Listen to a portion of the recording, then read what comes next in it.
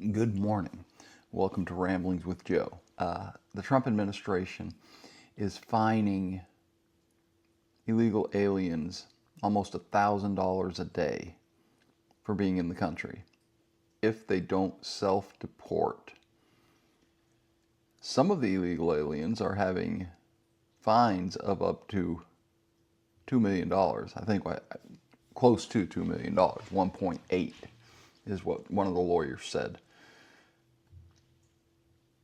Interestingly, I don't think that they intend to collect it.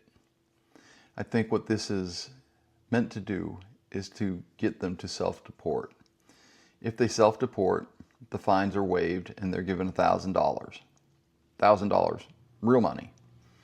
The $1 million fine, not real money. What this will do is create a disincentive for them to ever to try to come back in the country once they are deported. So let's say you're an illegal alien and you won't self-deport. Number one, you don't get the $1,000. I don't know how important $1,000 is to an illegal alien. I don't know if I don't know how much they're getting paid. So the $1,000 is nothing, really. It's money, and it's real money.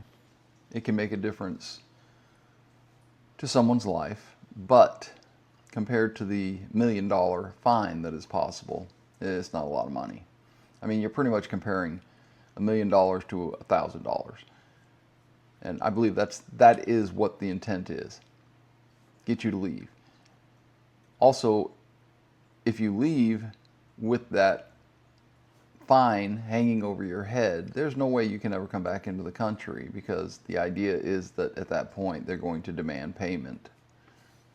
If you've been deported forcibly, now they're going to demand payment. I have really mixed emotions about this. Number one, I really dislike taxation. And I mean, there's a place and a time for fines. I don't know if this is it. So these people that are forcibly deported from the country and have this fine placed upon them can never come back in legally. That's the bottom line. So there is an incentive for them to leave of their own volition. It's such a complicated case.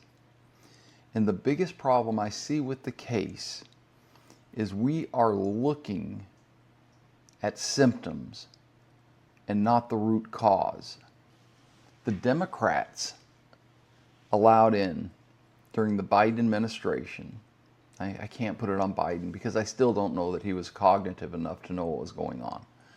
But the Democrats let in 4.5 to 5 million. The Republicans want to inflate that to twice that amount, but they're not taking into account the people that the Democrats sent back across the border. They're just counting getaways or gotaways. The vernacular is weird here. So they're just counting gotaways and the people that they encountered. So the Democrats are lowballing, and as usual, the Republicans are highballing. So the truth is, it's somewhere between 4.5 and 5 million people, which is huge. That's a large number. We're not talking about a small number. And like I was saying, the problem isn't how do we get rid of these people. The problem is, how did these people get in here? How did we allow 4.5 to 5 million illegal people to cross our border and stay in the country, get jobs, pay taxes? How are illegal aliens paying taxes? So the problem isn't they're here. That's the symptom.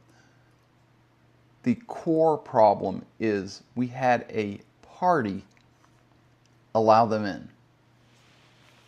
And I suppose what we have to ask first is, why did they allow them in? Votes. And gerrymandering. There you go. So the ability to garner more representatives within Congress, gerrymandering, has been created because these people are going to be counted during the census. Why are the Democrats so upset that there's a middle decade gerrymandering events going on in states? Because that's not their plan. Their plan is to wait until the census and all of the illegal aliens are counted in that census. The core problem, well, it's the Democrats. It's not something Democrats want you to look at. It's probably the only thing the Republicans want you to look at. So, as I said in the previous podcast, the Democrats are fighting the Republicans every step of the way. In light of what I just said, I think we know why. Votes in gerrymandering. It's disappointing to me that the media, not surprising, just disappointing, that the media is not calling out the Democrats. What is your solution to solve the problem you created? Don't get me wrong. I understand that the Republicans are just as culpable in this situation as the Democrats because they want the cheap labor. And that's become very, very obvious to me because of the trucking situation we have now. The idea that we have 60,000 illegal alien truckers. They're getting paid probably better than they ever have. We, the rest of the trucking industry, are suffering because of that. Simply put, it is the law of supply and demand. And if you flood the market with cheap labor, everybody within that labor pool suffers. So what is the answer, Democrats? What do you want to do? How are you going to fix the problem that you've created? All you want to do is fight the Republicans. All you want to do is prevent them from solving the problem you created. That's really what we're looking at here. And you don't even understand that it is your problem you created, and your party is falling apart because you can't even see the anger that the rest of the country have for the problem you've created. We need to push this. We need for the Democrats to understand they have to be held accountable. I'm okay with their party going away. I'm okay with the Democratic Party being done. Wow, they turned out to be a total mess of a party. Obviously just a power grab. So I was doing a little bit of grokking this morning about immigration. So I found out the 4.5 to 5 million. They screwed us, man. They screwed us bad because if you look at what Trump has done since he's gotten to office in January, he has stopped. He has literally stopped. Yes, there's always going to be some illegal aliens crossing the border.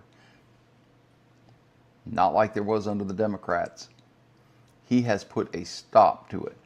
I'm guessing, I haven't seen any stats, but I'm guessing by doing that, he has lowered the problems south of the border as well. Because now Mexico doesn't have to deal with all of the immigrants coming from South America all the way through Mexico to get to America. And that this isn't even taken into account the security issue.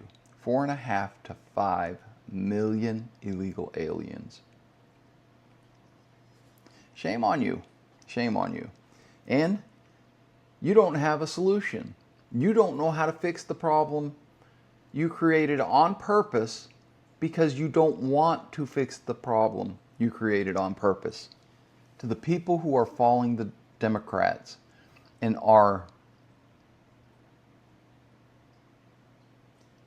they're out there pushing the narrative that ICE is doing unethical, immoral things. No. ICE is dealing with a problem the Democrats created. Point blank. That's all there is. And it's brutal. At times it's going to seem unfair. There are going to be people caught up in the situation who maybe shouldn't be in it. But the core problem, the core reason, is the Democrats and what they did while they were in power. We can't forget that. That is essential to remember. Because if we forget it, well, history has a way of repeating itself when we forget things. What is your solution? You're blindly following the Democratic lead. What is your solution? Your solution is to let the people stay. That's your solution. Your solution is to wait it out until the census so that you can gerrymander yourselves back into power and do so with illegal aliens. That narrative needs to be pushed because that's what's really going on. Also, what's going on is really delicious coffee. Sometimes it just hits harder in the morning, you know? I buy cheap cold brew. It is confession time. I buy cheap cold brew to drink during the day. And that's because I don't really care about the taste that much. What I really care about is the bump of caffeine it gives me. I think it's called Califia. It's not super cheap, don't get me wrong. Let's get some. Here we go. Yeah, Califia. This is my coffee of choice. Well, actually, I was buying this is good coffee. I'm not gonna lie.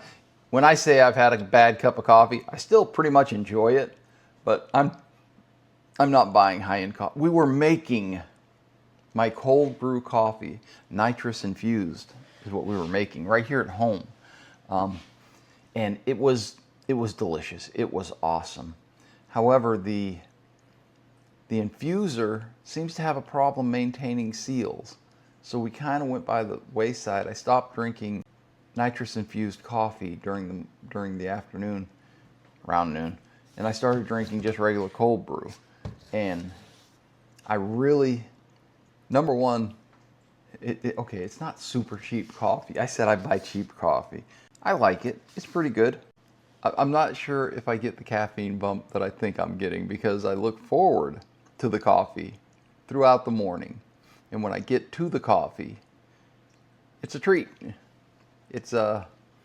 I have a splash of heavy cream and probably too much sweetener, but it's kind of like a milkshake at that point, and it's delicious. I'm not going to stop. I like it. It is hump day, and we are sneaking up on the weekend, and I am glad of it. It is Wednesday, and we are halfway to the weekend. It's going to be a good day. I can feel it in my bones, in my cramping muscles. So I hope you have a great Wednesday. I hope you go out there and do the best you can. I'm going to try. I hope we all find peace, love, and dream. Until next time, take it easy.